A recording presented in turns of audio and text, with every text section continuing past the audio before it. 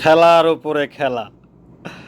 বাংলাদেশ তো পুরা দেশ একটা মাঠ হয়ে গেছে, খেলার মাঠ।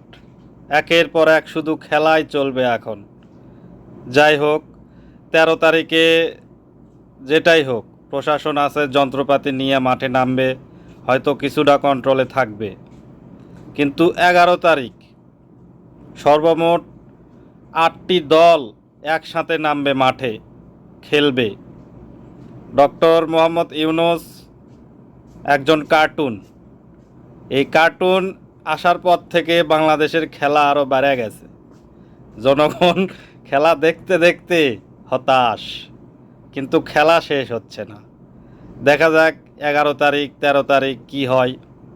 আমার এলাকাবাসীকে বলবো, আপনাদের যদি কোনো পরিকল্পনা থাকে, এই 11 তারিখ আর 13 তারিখের পরিকল্পনা ক্যান্সেল করে দেন এবং পরিবার নিয়ে সুখে শান্তিতে বসবাস করেন।